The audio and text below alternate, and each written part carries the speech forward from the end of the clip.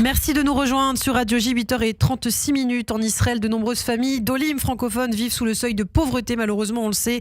La crise du Covid, l'explosion du coût de la vie et récemment la guerre du 7 octobre ont provoqué une série de drames aggravant la situation des plus fragiles et déstabilisant des familles jusque-là protégées, entre guillemets. Justement, depuis 2020, les studios Kalita organisent une grande journée de solidarité Israël Tzedaka by Kalita. Et pour en parler, nous sommes avec Ariel Kandel, le directeur général de l'organisation Kalita, pour cette opération très spéciale. Bonjour Ariel.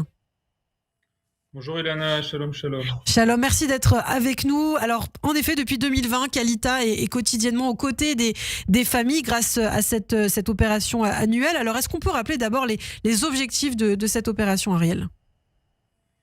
Les objectifs, c'est d'aider effectivement des centaines de familles qui sont dans la nécessité en Israël, ce qui était le cas déjà avant le 7 octobre. Et depuis le 7 octobre, en fait, on s'est rendu compte très vite que, essentiellement dans le sud d'ailleurs, Ashkelon, Ashdod, Netivot ou Sderot, des centaines de familles d'Olim étaient concernées également par la guerre. Et plus particulièrement, il faut le comprendre, les Olim déjà en temps particulier ont du mal, on va dire, à s'intégrer parce qu'ils ne connaissent pas la langue ou parce qu'ils ne connaissent pas les codes. Et lorsque la guerre éclate, c'est encore plus compliqué forcément pour tout le monde, mais aussi pour les Olim qui ne comprennent pas également ces codes-là. Et donc, depuis le 7 octobre, on a décidé également de venir à l'aide de centaines de familles. Et c'est également le cas depuis, durant cette campagne de Israël Tzedaka by Kalita. Oui, on va justement faire le point sur les chiffres, le bilan des réalisations de cette opération. Alors, vous mettez en lumière de nombreuses organisations, c'est vrai, qui aident Israël, l'association Mazon, l'association Israël, qu'on a eu d'ailleurs ce matin, Rafi Amar, l'association Simcha Lechaim. Qu'est-ce que vous mettez en place ? Il y a les fameux bons alimentaires, notamment, Ariel. Ça, c'est très important. Oui, alors d'abord, la coopération avec les autres associations, c'est quelque chose d'important parce que c'est une campagne unitaire où on essaye vraiment d'associer le maximum de gens sur le terrain, le maximum de bénévoles, le maximum d'associations. Et pour aider les familles, effectivement, il y a pas mal de choses qui sont mises en place, plus particulièrement donc les fameux bons alimentaires qui aident les familles à s'en sortir dans ces périodes difficiles. Et depuis le 7 octobre, le soutien psychologique qui est également très, très, très important pour ces familles-là, les enfants, les grands-parents, les parents, ou également les soldats francophones qui reviennent de la guerre et qui ont besoin d'un soutien psychologique en français. C'est important de le dire parce que l'État d'Israël met en place ce genre de choses, mais très souvent en hébreu. Et lorsqu'on est olé et qu'on a besoin de faire ça dans sa langue maternelle, oui. Donc on a besoin également de mettre les choses en place pour pouvoir le faire en français. Effectivement, soutien psychologique, mais alors par quoi ça passe exactement ce soutien ? Par des ateliers de parole notamment ? Par quoi ça passe, Ariel ? C'est plus, on va dire, des séances individuelles. Alors on a également... avec closé une coopération qui nous permet de faire une partie de ces, pour ceux qui vont dire où c'est un peu plus facile et qui sont prêts à le faire par Zoom. Donc parfois il y a des séances par Zoom, mais la majorité des gens ont besoin de séances en présentiel. Donc c'est vraiment des séances particulières en présentiel. En moyenne une quinzaine de séances pour chaque enfant, ou pour chaque parent, pour chaque grand-parent, ou pour chaque soldat qui a besoin. Également d'ailleurs pour les soldats en coopération avec le CNEF et une association qui s'appelle Emotion Aid où on essaye également de leur venir en aide, mais on parle véritablement de séances particulières plutôt que de séances de groupe. Donc venir en aide aux Olim francophones d'Israël. Alors en plus des bons alimentaires, vous proposez aussi, Kalita, aux familles une palette de services, notamment pour les enfants, les colonies de vacances. Il y a aussi une aide à la gestion du budget familial. Il y a toutes ces choses en fait qui peuvent véritablement aider une famille en situation difficile. Oui, alors au jour le jour également l'achat d'ordinateurs parce que d'abord pendant le Covid on avait besoin d'ordinateurs pour faire les cours en Zoom. Pendant la guerre c'est également nécessaire pour certaines écoles qui n'ont pas encore repris totalement le cursus.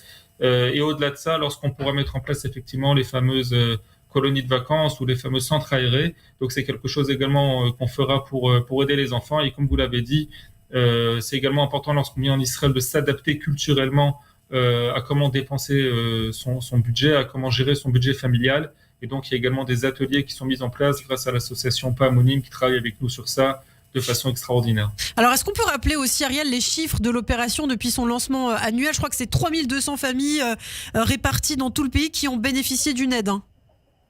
Oui, depuis le début. Donc, on a commencé un peu avant le corona. On a aidé 3300 familles. Mais ça correspond après, il faut comprendre, 3300 familles, c'est près de 12 000 personnes. C'est à peu près un peu moins de 10% des Olim qui sont en Israël. Comme on dit souvent, pour 90% des gens, l'Aliyah se passe bien, voire très bien. Et pour 10%, c'est beaucoup plus compliqué. C'est des choses qu'on ne peut pas cacher, qu'il ne faut pas cacher. Donc c'est effectivement les résultats de ces 4 dernières années. Et depuis le 7 octobre, c'est important de le dire, on aidait en moyenne dans le sud autour d'une centaine de familles. On a triplé ce chiffre, on a plus de 300 demandes qui viennent de Ashdod, de Ashkelon, de Netivot, de Sderot, etc. Et donc c'est important pour nous également de mettre l'accent sur les familles du sud qui ont été extrêmement touchées, qui ont reçu autour de 15 000 missiles sur la tête depuis le 15 octobre. Donc c'est très important de leur venir en aide également lorsqu'on est en France et qu'on est concerné par ce qui se passe en Israël et aussi particulièrement par les Olim de France en Israël. Effectivement, 376 familles du Sud qui ont reçu une aide. Alors, c'est assez simple finalement pour faire un don. On peut choisir l'association de son choix, Ariel, et faire un don directement sur le site internet ?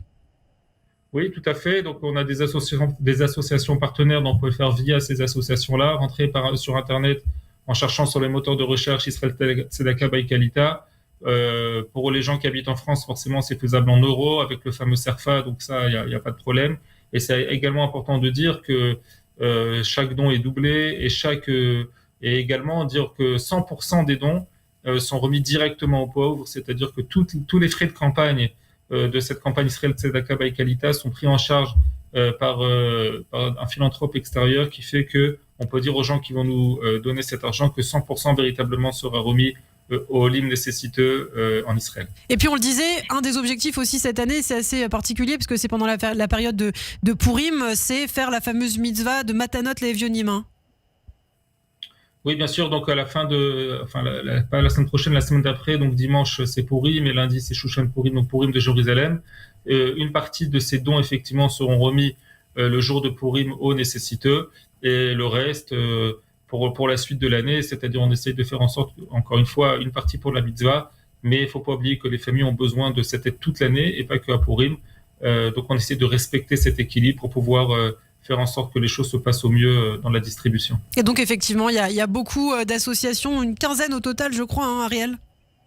Oui, une quinzaine d'associations avec nous, avec vraiment des dizaines de bénévoles qui sont sur le terrain tous les jours. C'est également très important pour la proximité, parce que si on veut avoir de la proximité, c'est important de le dire. On a également d'ailleurs maintenant même des bénévoles de France qui viennent dans les fameux voyages de solidarité et qui, pour certains également, vont aller à la rencontre de ces familles-là pour leur amener également de la chaleur humaine et ces fameux bons alimentaires.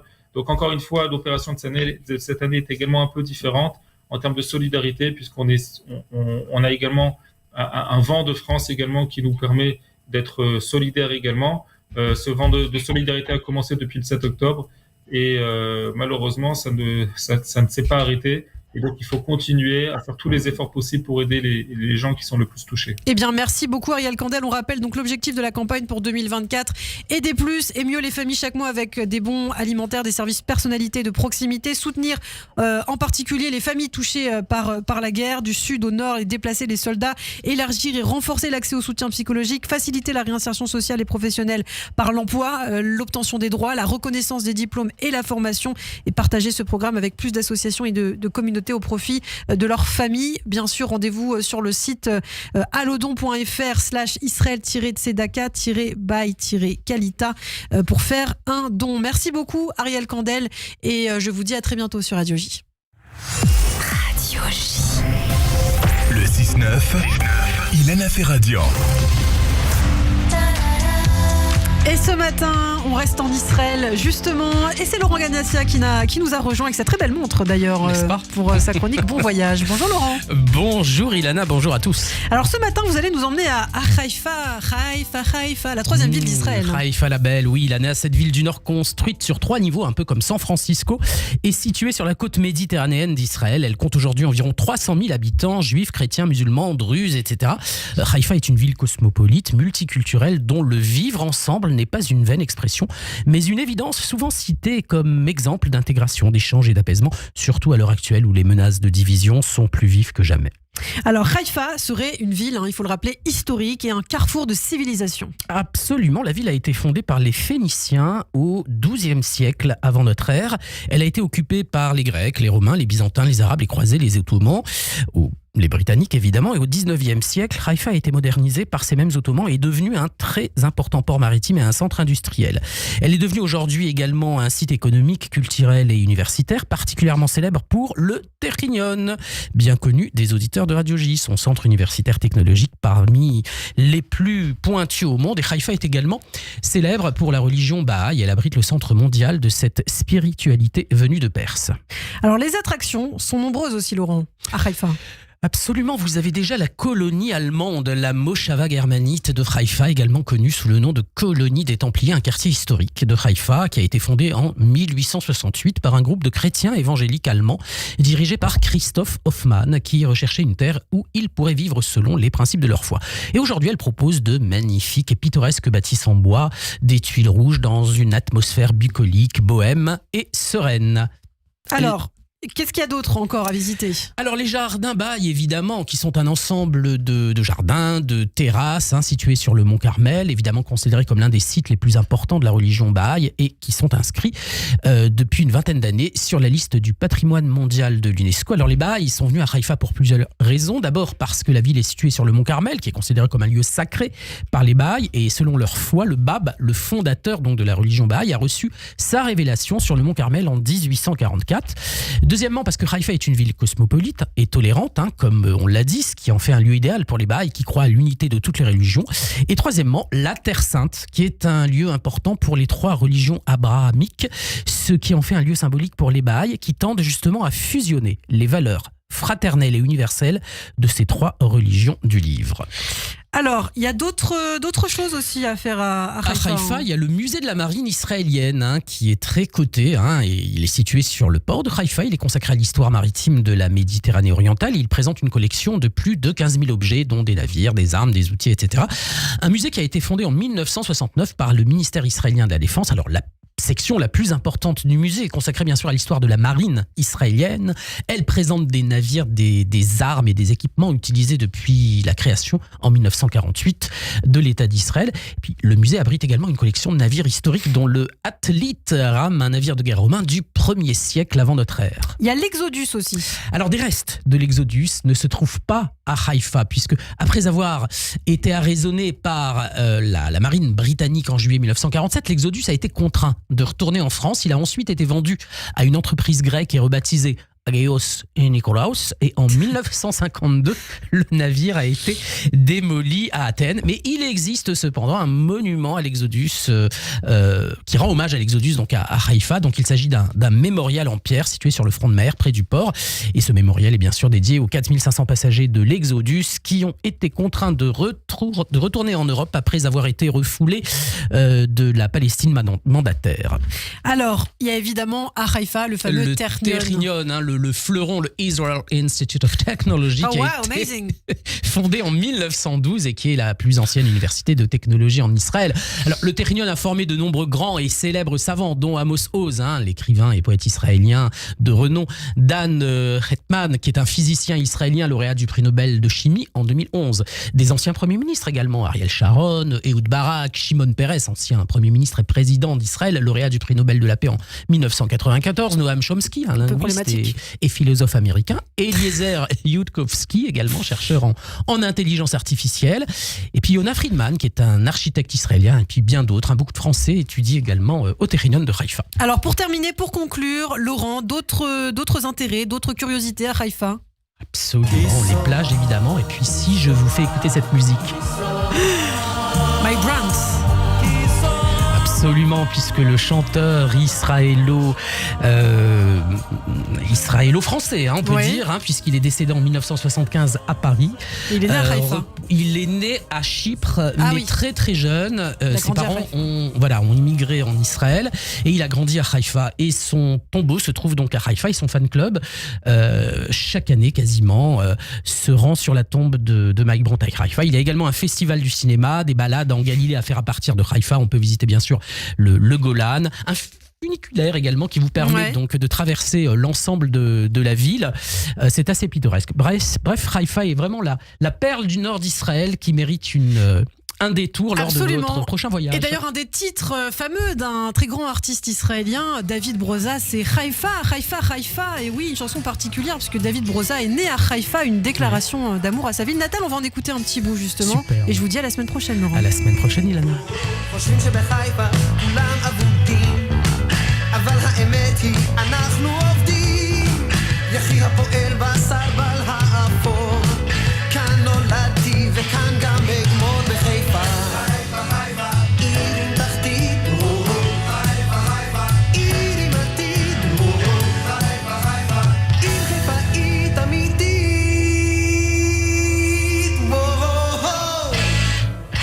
Radio J, le 6-9, Ilana Ferradian. Et c'est la chronique C'est bon pour la santé avec le docteur Serge Rafal à présent. Bonjour docteur. Bonjour Ilana. Alors hier, après avoir évoqué un nouvel hypnotique, avant-hier également le Quvivic, Oui, avant-hier, hein. puis les méthodes naturelles, les plantes, l'homéopathie, la mélatonine, les méthodes de relaxation, vous souhaitiez Serge terminer ce triptyque sur le sommeil par une question apparemment fréquente de consultation, c'est l'alimentation pour mieux dormir. Alors je vous demanderai de revenir bien sûr sur les très importantes mesures d'hygiène du sommeil à mettre en place et sur lesquelles nous sommes passés, c'est vrai, un petit peu trop rapidement cette semaine. Alors est-ce qu'on peut commencer par l'alimentation d'abord ? Oui, bien sûr, c'est le sujet principal de la rubrique. Ilana, nous avons tous constaté qu'on dormait mal après un gueuleton trop arrosé. Ça donne envie de dormir, on a l'impression qu'on en a sommeil, et puis en fait c'est un sommeil de très très mauvaise qualité. Donc les recommandations alimentaires occupent à l'évidence pour les troubles du sommeil une place de choix. Alors déjà, essayez de dîner 2-3 heures avant le coucher, car la digestion, elle risque d'empêcher l'endormissement. Alors pour ceux qui se couchent vraiment très très tôt, ça fait enchaînement dîner-sommeil. Faut essayer après sur la composition du repas, en règle générale, d'éviter les protéines. Les protéines, elles augmentent la température corporelle, elles diminuent la production de la sérotonine, le neurotransmetteur de l'humeur, et de la mélatonine qui fait dormir. Donc le soir, ok, pour des œufs, une petite tranche de saumon, 2-3 sardines, une viande pas grasse, de la dinde, du poulet, de la bavette, du faux filet, des rhum secs, mais pas une entrecôte et des frites. On aperçoit souvent, c'est un plat que les gens aiment bien, mais qui est vraiment très très très très gras.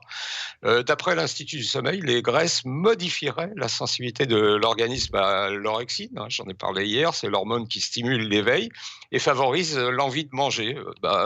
Nous sommes tous trouvés au moins une fois devant le frigo à chercher quelque chose à grignoter au milieu de la nuit avant ou pour se rendormir. Alors, dans le menu, il faut privilégier les légumes et les légumineuses. Vous savez qu'on n'en mange pas suffisamment. Elles rassasient vite et elles limitent les fringales nocturnes. Et bien sûr, les pâtes ou le riz, sans grand-chose dessus, une noisette de beurre, du sel, des herbes, un petit peu d'aneth. Attention, par contre, les quiches, les pizzas, les tartes qui alourdissent et ralentissent également la digestion. Vous avez vu, sommeil et digestion, ça fait mauvais ménage. Évitez le soir les épices qui sont globalement plutôt excitantes et pas de dessert trop lourd à digérer. Choisir plutôt un fruit ou une compote. Le café, le thé à éviter, ils sont psychostimulants, on l'a tous constaté. Pas de soda le soir, pas dans la journée non plus. Vous savez, je suis très très anti-soda. A fortiori, s'ils sont supplémentés en substances excitantes, comme par exemple la taurine ou la caféine. Et une canette de soda lambda peut apporter l'équivalent de 2 expressos, ce qui, bien évidemment, va avoir des répercussions sur le moment où vous allez vous coucher. Pas d'alcool qui diminue la sécrétion de mélatonine, ni de chocolat qui est excitant et ralentit la digestion, surtout si vous prenez du chocolat blanc, du chocolat au lait. Une tisane digestive, avec anis, mélisse, menthe poivrée, ou tranquillisante, tilleul, verveine, à la fin du repas et pas au coucher, surtout pour ceux qui vont se lever une fois dans la nuit. Donc, c'est pas la peine de se lever 2-3 fois. Alors, est-ce que vous pouvez nous rappeler les conseils d'hygiène aussi du sommeil ? Oui, alors, Ilana, respecter, ritualiser les rythmes du sommeil. Donc, c'est important d'essayer d'avoir toujours la même heure du coucher et du lever. Il faut éviter les siestes longues, supérieures à 1 heure et tardives après 16 heures. Utiliser, je l'ai déjà dit, le lit pour sa fonction principale, le sommeil. La chambre à coucher, c'est pas un plan de travail, c'est pas une salle de jeu, c'est pas une salle où on dîne, c'est pas une salle de spectacle. Je pense aux personnes qui ont la télé au pied du lit, qui la ferment au dernier moment et qui espèrent s'endormir dans la minute. Alors parfois ils s'endorment devant la télé, mais après ils ont un petit peu de mal. Faire attention à la température de la chambre à coucher qui doit rester autour de 18-19 degrés. On a tous constaté en période de canicule, quand il fait chaud dans la chambre à coucher, on a énormément de mal à s'endormir. Éliminer tout appareil électronique qui génère des ondes électromagnétiques nocives et insomniantes et essayer de fermer son portable. Un SMS au milieu de la nuit, ça peut réveiller, puis après c'est difficile pour se rendormir. Pour le tabac, faut éviter de fumer dans la soirée, faut pas prendre de bain et même pas de douche chaude au coucher pour les raisons que j'ai données. De la même façon, il n'y a pas besoin d'élever sa température centrale et céder aux besoins de quelques exercices respiratoires ou de relaxation dont on a parlé hier. Alors très rapidement, en conclusion, Serge, en un mot. Ilana, vous avez compris l'importance de l'alimentation et de l'hygiène. C'est la raison pour laquelle j'ai tenu à y revenir. Il faut préserver le sommeil. C'est une fonction absolument essentielle à laquelle nous consacrons en principe le tiers de notre vie et évidemment beaucoup moins en cas de trouble ou d'insomnie. Eh bien, merci beaucoup Serge Rafal et je vous dis à demain sur Radio J. Bonne journée.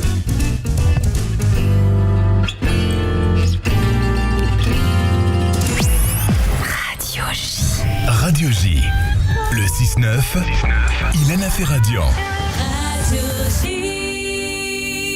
Et dans quelques instants, nous allons retrouver Léa Moscona. J'ai à peine le temps de vous dire bonjour Léa. Bonjour Ilana. Mais on vous retrouve pour la grande journée, c'est vrai. Israël Tzedaka by Kalita. Vous allez avoir de belles organisations à nous présenter. Beaux invités. Eh bien, à tout de suite. Radio J. 14h, 15h. Le grand journal, Steve Nadjar. Je vous attends tous les après-midi à 14h dans le Grand Journal. 1 heure de décryptage en direct de l'actualité en Israël, en France et dans le monde. Le Grand Journal, 14h, 15h. À tout à l'heure. Radio J. Un message d'Israël Tzedaka by Kalita. Depuis le 7 octobre, Israël est en guerre. Des milliers de morts et de blessés, des orphelins, des veuves. Israël Tzedaka by Kalita, depuis le 7 octobre, a pris en charge 3292 familles, dont plus de 6000 enfants, ainsi que de nombreuses familles francophones déplacées du sud et du nord du pays. Face à ces nouveaux défis, Israël Tzedaka by Kalita, la seule association qui œuvre spécifiquement pour des Israéliens francophones, devra continuer à répondre dans l'urgence et sur la durée grâce à plus de 800 bénévoles et avec votre aide. Jeudi 14 mars, grande journée de collecte sur Radio J au bénéfice du fonds d'urgence pour des familles des Olim francophones en difficulté. Israël Tzedaka by Kalita, 01 77 38 49 34 et Israël-tzedaka-by-kalita.org.il. Serfa en retour. Israël Tzedaka by Kalita, la solidarité en action. Partez à la rencontre de la Société des explorateurs français au Majestic Passy. Le jeudi 14 mars à 20h, le Ciné-Club des explorateurs vous emmène au cœur du Congo avec un puissant documentaire sur les bonobos en présence du réalisateur et explorateur Alain Tixier. Ne manquez pas cette folle aventure et réservez vos places sur dulaccinema.com ou en caisse du cinéma Majestic Passy dans le 16e arrondissement de Paris. Majestic Passy.